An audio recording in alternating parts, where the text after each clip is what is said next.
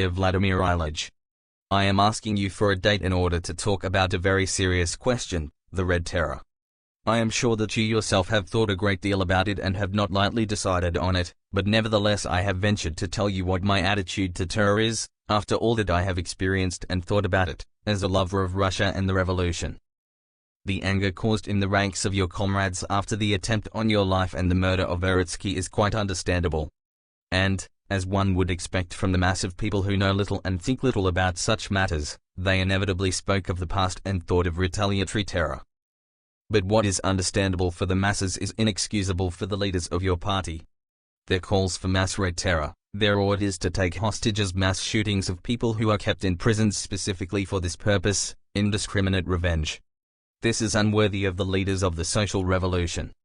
All political rulers, all those brought to the crest of the revolutionary wave, must know that they daily, constantly, run the risk of falling victim to political assassination. It is as much a feature of their lives as the risk of a machinist on a locomotive. You have lived abroad and you know, of course, how calmly political people take it. In America, in the heat of passion, it's the way all the major party leaders live. In 1794, as you certainly know, the terrorists of the Committee of Public Safety turned out to be the gravediggers of the People's Revolution. I do not know whether, amidst the anxieties of party life, you have been able to familiarize yourself with the new works on the Great French Revolution, but here are the facts as they appear now. The force of the Popular Revolution, which began on May 31, 1793, consisted of sections in the big cities and popular societies in the provinces, the same Soviets, and their spokesmen were the Committee of Public Safety and especially the Paris Commune. But next to this revolutionary and partly building force, another force arose, a police force, in the person of the Committee of Public Safety and its police departments in all the sections.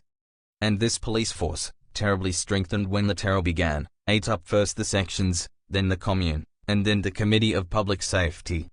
It pushed the committee to all the extremes of terror, to all the atrocities in the provinces. It decomposed the sections, turning them from organs of the revolution into organs of full police power, and filled them with the worst elements.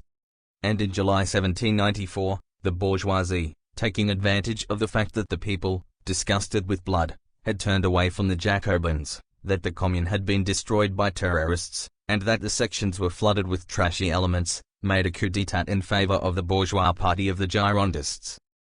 Without realizing what they are doing, your terrorist comrades are preparing the same thing in the Soviet Republic. The Russian people have a great reserve of creative, constructive forces.